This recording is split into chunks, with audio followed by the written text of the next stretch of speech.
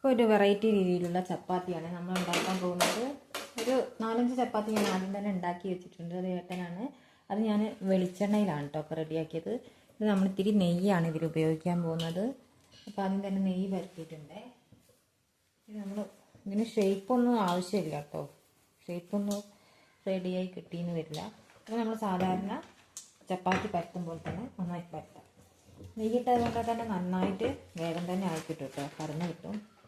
നെയ്യാണെങ്കിലും വെളിച്ചെണ്ണയാണെങ്കിലും ഇത് മക്കൾക്കൊക്കെ നല്ലത് നെയ്യായതുകൊണ്ടാണ്. നെയ്യ് ഇവിടെ വേവിച്ച് വെച്ചിട്ടുണ്ട് കേട്ടോ, നല്ല നാടൻ നെയ്യ്. അപ്പോൾ ഞാനിത് ഉപയോഗിക്കാമെന്ന് വിചാരിച്ചു.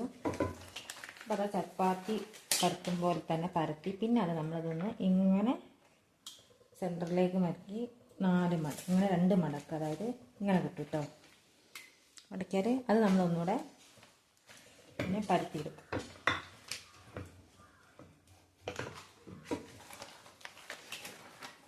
ഇതിന് ആ ത്രികോണ ഷേപ്പാണ് കിട്ടുക.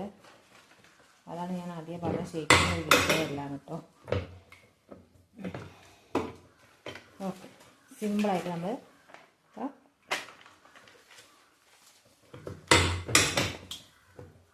പരത്തി കഴിഞ്ഞു കേട്ടോ. എന്താ നമ്മൾ ഈ നെയ്യിൽ തന്നെയാണ് കേട്ടോ ചുട്ടെടുക്കുന്നത്.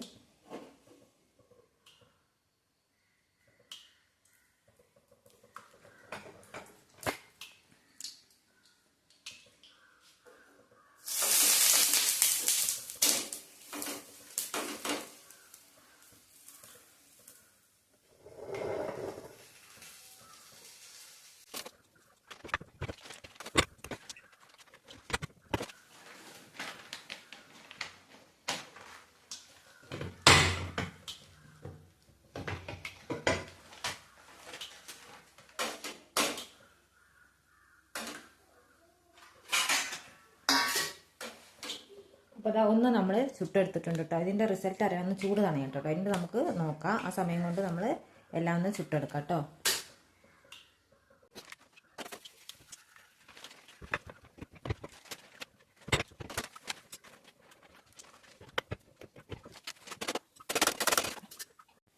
അപ്പോൾ ഇതാ ഇത് ചൂട് തണഞ്ഞിട്ടുണ്ടേ കണ്ടോ.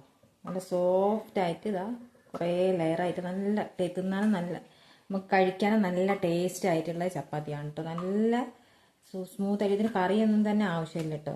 അപ്പോൾ ഇങ്ങനെ തന്നെ നമുക്ക് വേണമെങ്കിൽ കഴിക്കാം. അത്രയും സോഫ്റ്റാണ്. ഇതാ പിച്ചുമ്പോൾ തന്നെ അറിയാം, നമുക്ക് ഉറപ്പൊന്നുമില്ല. നല്ല സോഫ്റ്റ് ആയിട്ടുള്ള ഇങ്ങനെ ലെയറായിട്ട് തിന്നുമ്പോൾ തന്നെ കഴിക്കുമ്പോൾ തന്നെ നല്ല ടേസ്റ്റ് ഉണ്ടാവും.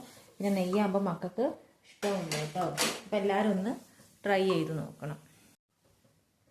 ഇവിടെ ഏട്ടന് നെയ്യ് പറ്റത്തില്ല, അതുകൊണ്ടാണ് ഞാൻ ഏട്ടന് മാത്രം ഇത്തിരി വെളിച്ചെണ്ണയിൽ ഇട്ട് കൊടുത്തത്. മക്കൾക്കാണ് നെയ്യായിട്ടുള്ള നല്ല ഇടാണ്ടോ, അടിപൊളി.